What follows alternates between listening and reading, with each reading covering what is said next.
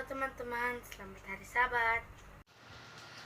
Etafalan kita pada Sabat hari ini terdapat dalam Galatia 5 ayat 13. Layanilah seorang akan yang lain oleh kasih.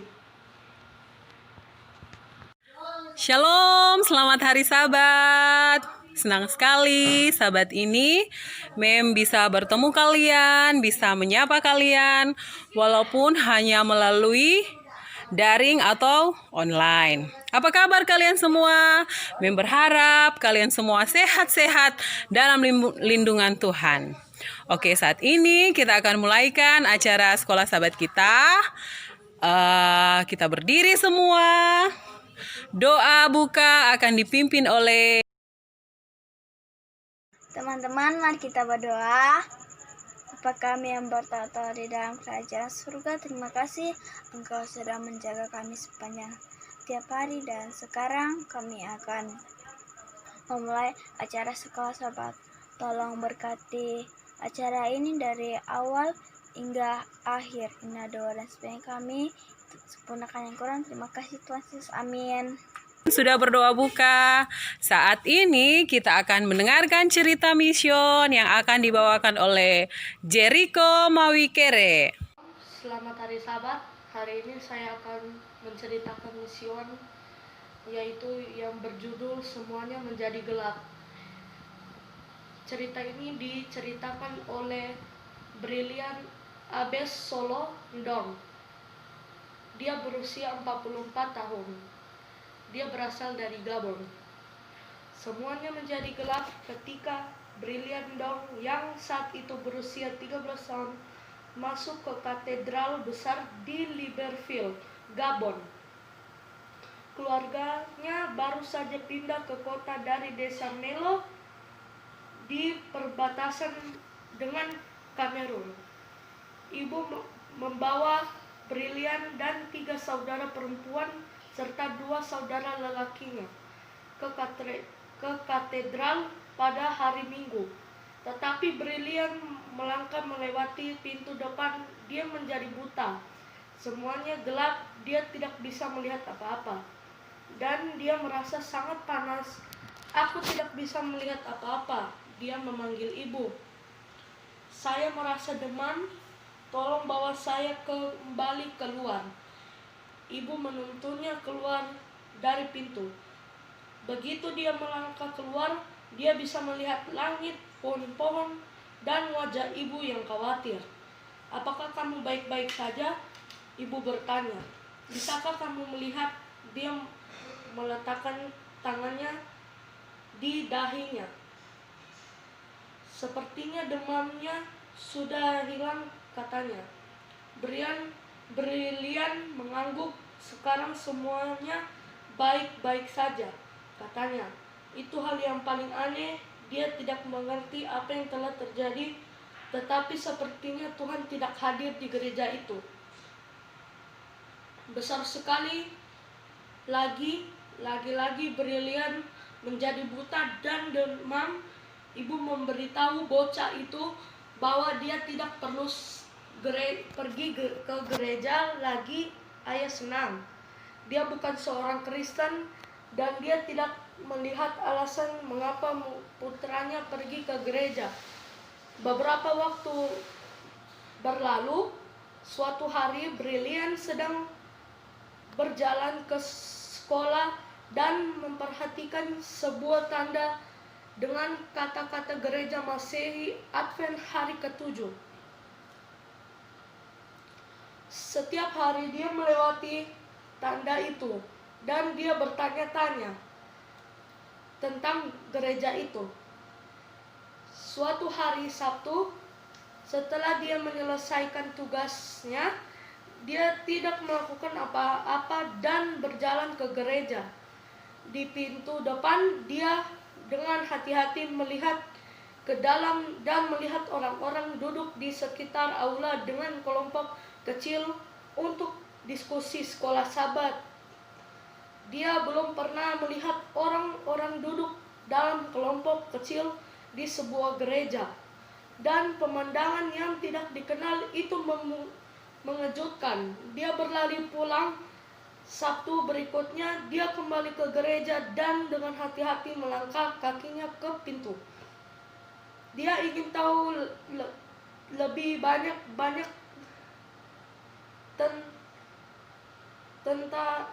tentang gereja itu. Tetapi dia takut. Dia akan menjadi buta jika dia masuk dengan satu kaki di gereja. Semuanya tampak normal. Dia bisa melihat dengan baik, masuk. Kata suara itu brilian menunggak seorang pria di dalam gereja melihat keraguannya dan mengundangnya untuk duduk. Bocah itu masuk dan duduk, tidak ada kebutaan dan tidak ada demam. Brilian pergi ke gereja setiap Sabat dan akhirnya dibaptis. Ayah tidak bahagia. Dia tidak suka putranya ke gereja. Brilian berdoa agar Tuhan melembutkan hati ayah. Tetapi setelah beberapa waktu, dia tidak mau mendengarkan kata marah dari ayah lagi dan meninggalkan rumah. Dia tinggal bersama seorang teman Advent selama seminggu. Ayah menyesal berbicara dengan kasar dan pergi ke gereja Advent untuk memohon pendeta mengirim putranya pulang. Dia memiliki banyak pertanyaan tentang gereja Advent dan pendeta menjawabnya. Ayah menyadari bahwa gereja Advent mengajarkan pola hidup yang dia inginkan untuk anak-anaknya di rumah. Ayah mengadakan pertemuan keluarga dan mengundang Brilian untuk bergabung. Gereja tempat Brilian pergi adalah gereja Tuhan. Kata ayah, mereka tidak mengizinkan minum alkohol atau merokok ke gereja itu dan saya juga akan pergi. Brilian terkejut dan gembira Tuhan telah menjawab doanya dan menyentuh hati ayah. Rumah Brilian kembali menjadi aman. 3 tahun lalu, bagian dari persembahan ke-13 membantu membangun sekolah menengah untuk 280 siswa di kota kelahiran Brilian Libreville di Gabon. Terima kasih telah merencanakan persembahan Sabat ke-13 yang besar pada triwulan ini untuk membantu membangun lebih banyak sekolah di 2 negara Afrika lainnya, Guinea dan Liberia. Terima kasih. Lagu buka oleh Adik Belva.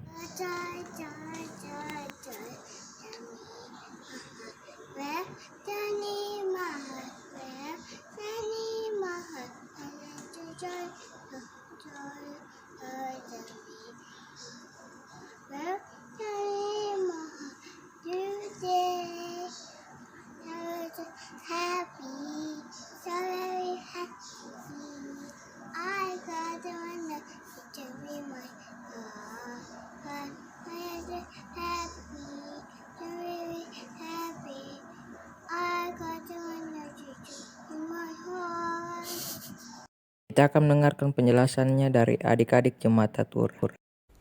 Shalom teman-teman, selamat hari Sabat. Teman-teman, bagaimana sih cara supaya kita bisa menjadi orang yang selalu adil dan bijaksana?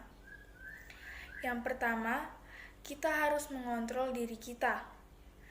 Yang kedua, kita harus belajar mengenal lebih dalam kelebihan orang lain. Yang ketiga, kita harus sabar dan selalu peduli. Yang keempat, kita harus murah senyum. Yang kelima, kita harus suka memberi pujian kepada orang lain. Dan yang keenam, yang terakhir, janganlah menyerah untuk melakukan sesuatu. Teman-teman, jadi saya akan mengartikan apa arti dari adil dan bijaksana. Kalau adil itu jika kita ingin membagikan sesuatu dari kita dalam bentuk apapun itu, kita harus adil. Tidak boleh yang satu besar, yang satu kecil.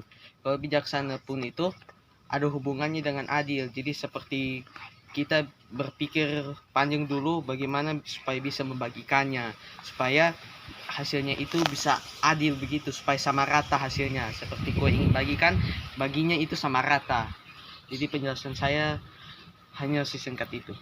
Jadi pertanyaan kedua, apa yang harus dilakukan supaya menjadi adil dan bijaksana? Kalau dari saya, kita harus berpikir panjang agar kita dapat mengetahui bagaimana kalau adil, kita harus berpikir panjang bagaimana untuk membaginya. Kalau bijaksana, kita harus berpikir panjang agar dapat jalan keluarnya. Sekian dari saya, terima kasih. Halo teman-teman, bagi saya bijaksana dan adil itu sesuatu yang berbeda.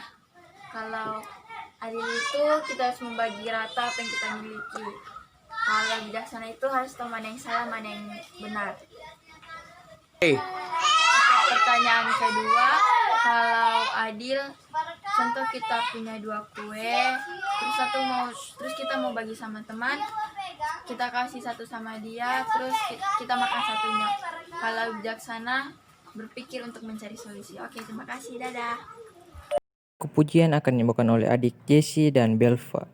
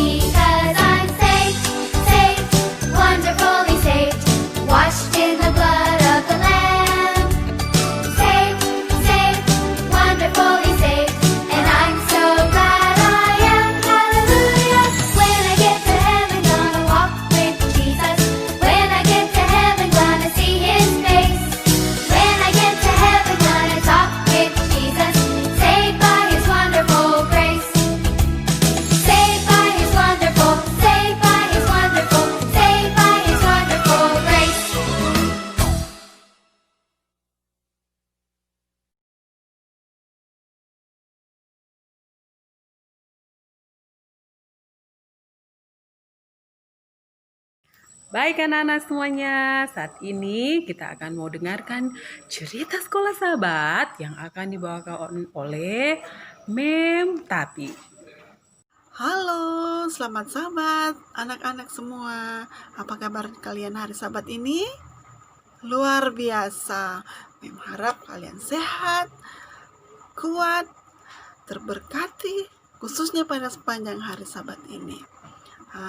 Sahabat ini adalah sahabat ketiga dalam pelajaran sekolah sahabat kita. Kita akan mempelajari sekolah sahabat, tapi sebelumnya mari kita berdoa terlebih dahulu. Kita berdoa. Bapa di sorga, kami siap untuk mempelajari pelajaran sekolah sahabat pada sahabat ini. Kiranya Roh Kudus-Mu menuntun kami semua. Jadikanlah kami anak-anak yang berbakti kepada orang tua, terlebih kepada Tuhan, sehingga kehidupan kami boleh menjadi terang dimanapun kami berada.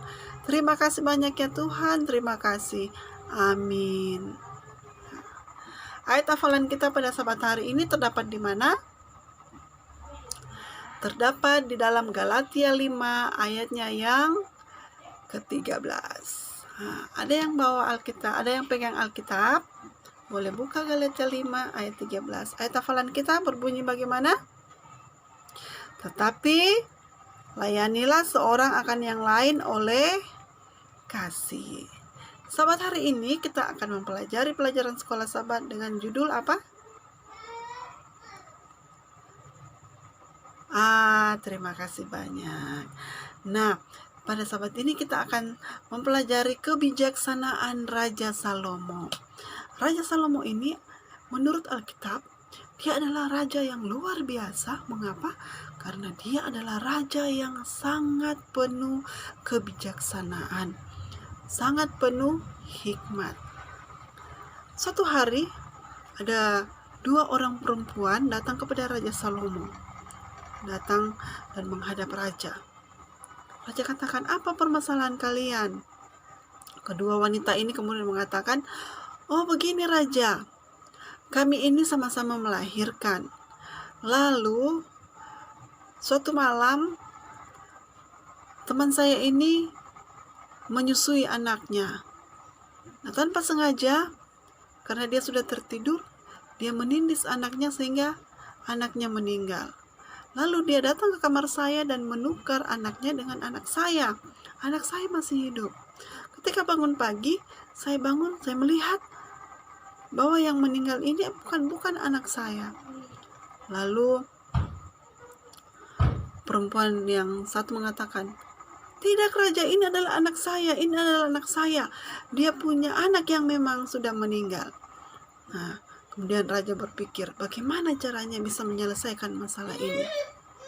Karena Raja Salomo sudah meminta hikmat kepada Tuhan, dia lalu bertindak sesuai dengan kehendak Tuhan. Lalu dia mengambil pedang. Lalu dia memanggil ibu dari anak itu dan mengatakan, ibu, bawa kemari anaknya. Lalu pengawal mengambil anak dari ibu itu. Lalu raja mengatakan, karena tidak ada yang mengaku bahwa anaknya sudah meninggal, keduanya mengaku bahwa mereka adalah ibu dari bayi yang masih hidup, maka supaya adil, saya akan membelah 2 anak ini. Ketika mendengar hal itu, ada seorang ibu yang menangis. Oh raja, jangan raja, biarlah dia yang memelihara anak itu, berikanlah kepada dia, janganlah membelah anak ini menjadi 2. Dari situ raja tahu siapa ibu dari bayi yang masih hidup.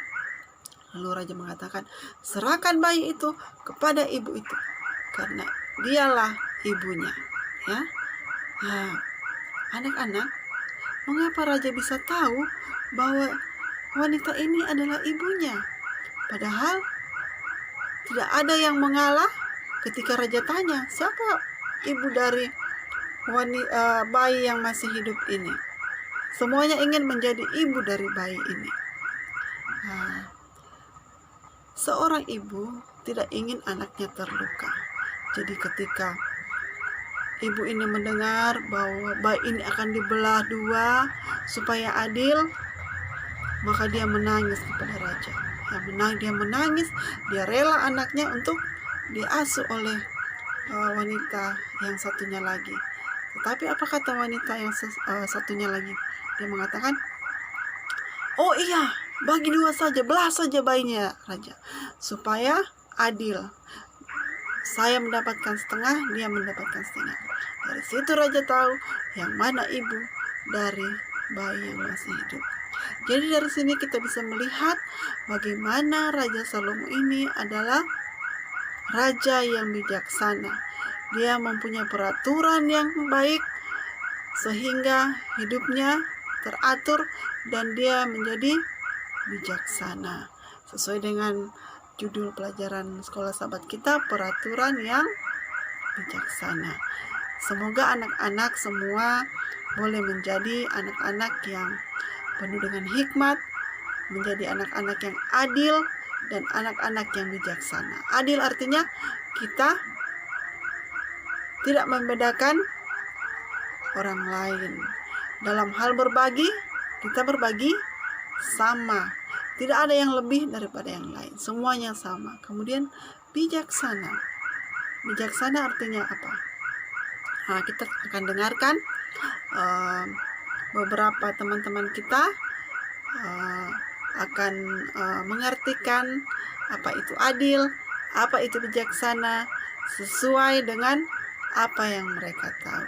Semoga firman Tuhan pada sabat ini boleh menjadi pelajaran buat kita semua untuk menjadi anak-anak Tuhan yang adil dan bijaksana, layaknya Raja Salomo. Terima kasih anak-anak. Ketemu lagi sabat di muka. Baik anak-anak, saat ini kita akan menutup rangkaian acara Sekolah Sabat Online kita. Kita akan berdoa tutup yang akan dipimpin oleh Jill Nelwan. Mari kita satu dalam doa. Terima kasih ya Tuhan Yesus, kami telah mendengarkan pelajaran sekolah sabat pada sabat hari-Mu ini ya Tuhan. Dan kami akan segera menutupnya. Sebelum kami menutup, kami ingin meminta berkat hikmat dari Tuhan, agar kami boleh senantiasa terlindungi, jauhkan dari segala mara bahaya Tuhan. Terlebih pada saat ini di masa pandemi COVID ya Tuhan, kiranya Tuhan selalu menjaga, melindungi kami, jauhkan kami dari segala mara bahaya, virus, segala penyakit ya Tuhan, agar kami masih boleh memuliakan nama Tuhan melalui rumah kami masing-masing ya Tuhan. Terima kasih banyak ya Tuhan Yesus. Amin.